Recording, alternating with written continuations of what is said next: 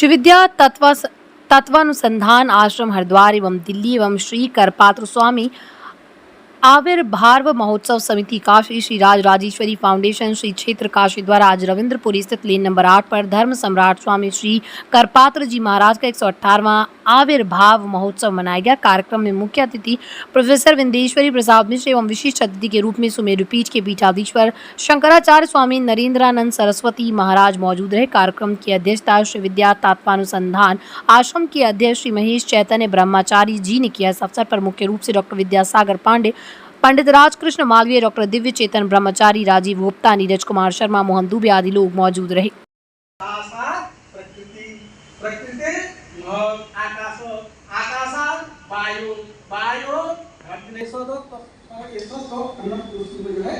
जीव जो है अन्नमय माने ये शरीर की उत्पत्ति हो तो माने शरीर में एक ब्रांच वो है तो कि जो है हम लोग उसकी विद्या के अंतर्गत कराते हैं तो उसमें वही तीनों ब्रांचेस से जो है बिना दीक्षा के भले के सामने लिख दिया है कि जो है अपने स्वदीक्षा प्रणाली दे दिए हैं ताकि जो है कोई कर ले इस प्रकार से, लेकिन जो है बिना गुरु के जो नहीं होगा जाएंगे नहीं बात रूप नहीं धारण करेंगे क्योंकि गुरु की जो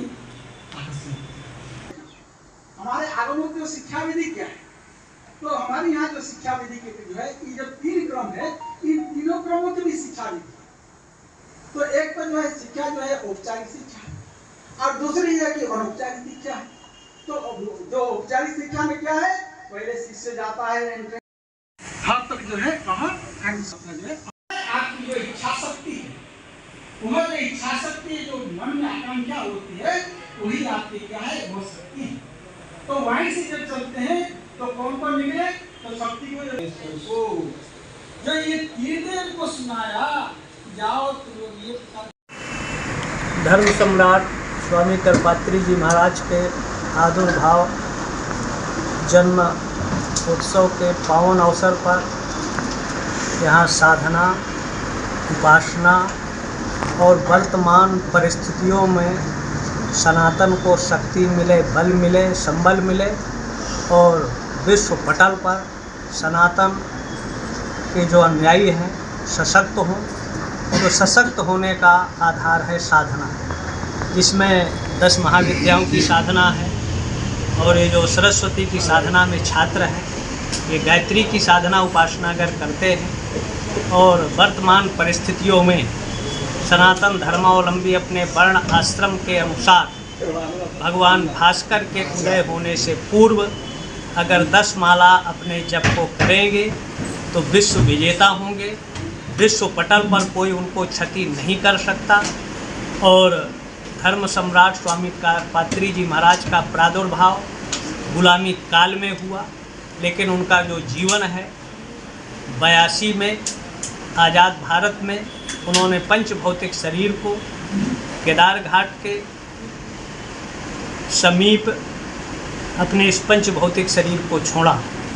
उन्होंने गोरक्षा के लिए और लगभग सैकड़ों ग्रंथों पर, वेदों पर, तत्कालीन जो विजाति थे, विधर्मी थे, अनेक तरह का अनर्गल प्रलाप कर रहे थे, पुराणों पर, स्मृतियों पर, धर्मशास्त्रों पर अपनी लेखनी के द्वारा, वाणी के द्वारा उनको मुंहतोड़ जवाब दिया। जैसे भगवान आदि शंकराचार्य 2509 ईसा पूर्व तो लगभग 19वीं सदी में धर्म सम्राट जैसे महापुरुष का प्रादुर्भाव पुरी के तत्कालीन निरंजन देव तीर्थ जी महाराज, करपात्री जी महाराज, माधवाश्रम जी महाराज, उनके पहले कृष्णमोधाश्रम और सैकड़ों विद्वानों को लेकर सनातन के विरोधियों को मुंहतोड़ जवाब देना और लगभग ब्रह्म मुहूर्त में 2:30 बजे जगकर दुर्गा का पाठ, तांत्रिक सृष्टि से संहार और संहार से सृष्टि,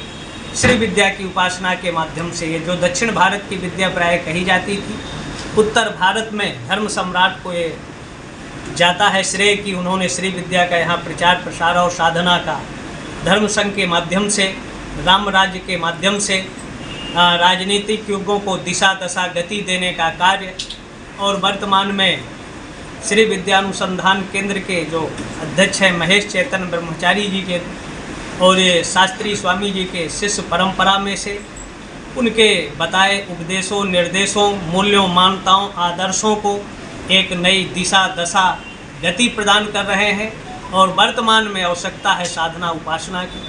इन्हीं सब बिंदुओं पर यहाँ विभिन्न विषयों के विद्वान साधकों की ये गोष्ठी चल रही है जो देश राष्ट्र के हित की नहीं है।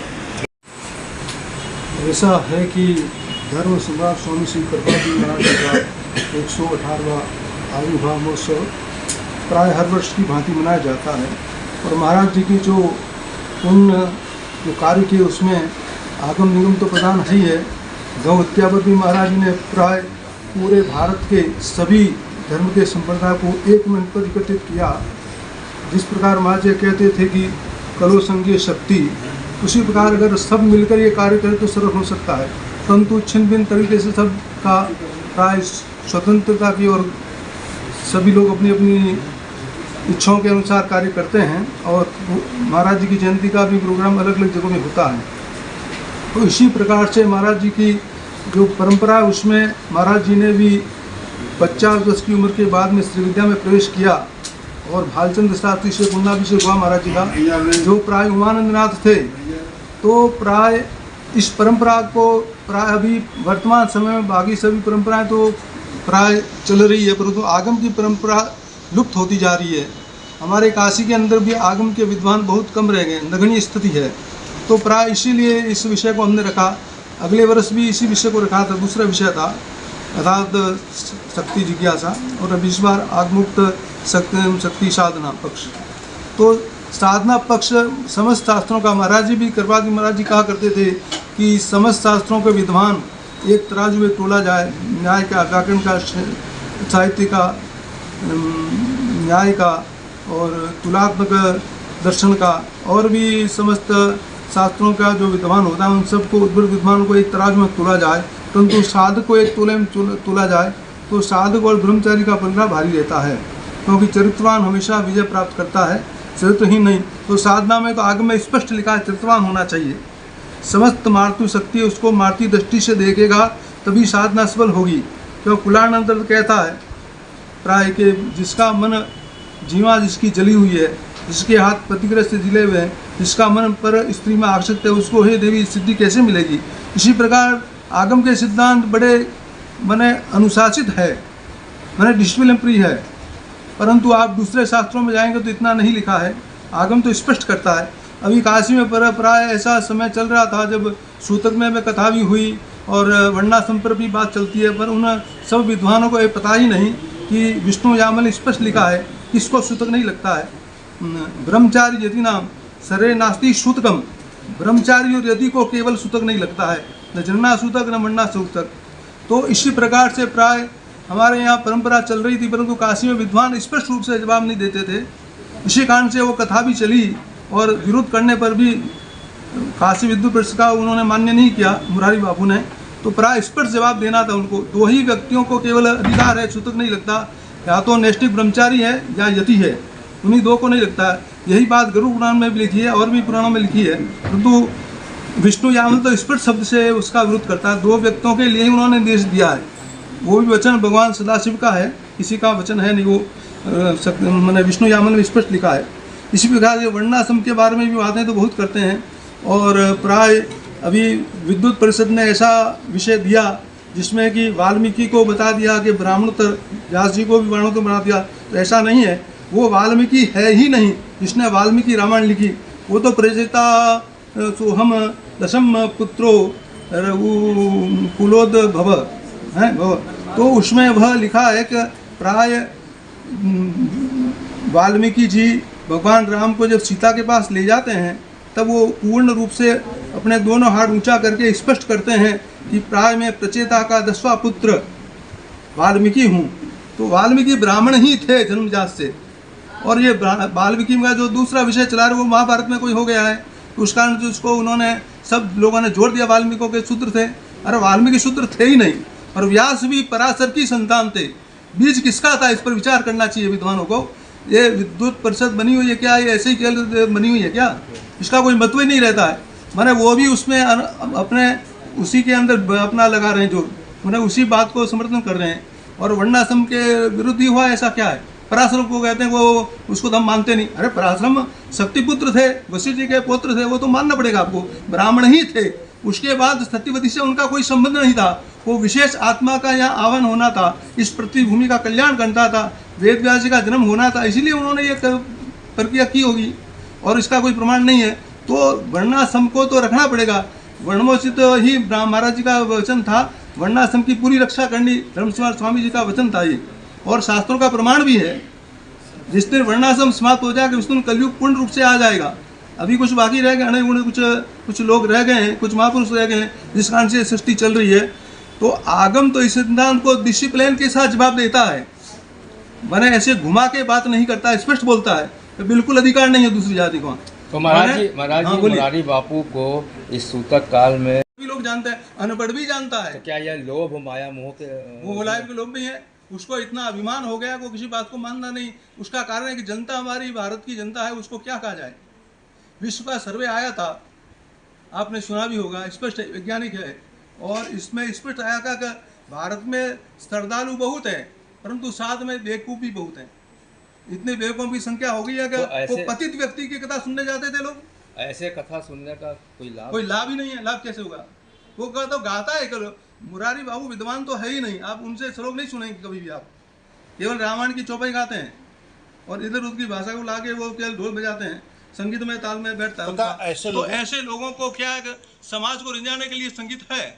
संगीत का अगर ताल बैठा जाए तो समाज रिंजेगा उस पर, तो अधिक संख्या आती है सुनने के लिए। उसको ज्ञान की दृष्टि से कोई आती नहीं है, स्वयं का भी उनको ज्ञान नहीं है। तो क्या जबकि ये सूतक तो छोटे छोटे व्यक्ति मैंने बुद्धिहीन से बुद्धिहीन भी मान्य करता है इसको, कोई ऐसा व्यक्ति जो नहीं करता, परंतु उसने तो सबको कहाँ डाल दिया।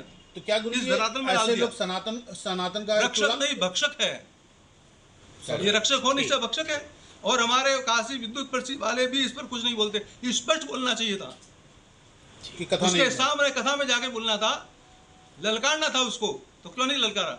तो यहाँ के संत समाज भी तो संत समाज में गया था, मैं यहाँ नहीं रहता हूँ ना, क्या वो एक नहीं पूरा है? इतना पता नहीं है कि यहाँ संत समाज क्या का एक नहीं है क्या? संत समाज तो एक सूत्र में नहीं है ना हमारा सनातन। कैसे होगा गुरु जी? क्या तो शास्त्र तो एक सूत्र में ही बांधता है। शास्त्र का एक वचन ही सभी शास्त्रों में मिलेगा। अभी आपको कोई शास्त्र उठा लीजिए, चाहे संप्रदाय में उठा लीजिए, सब उसका पालन करते हैं।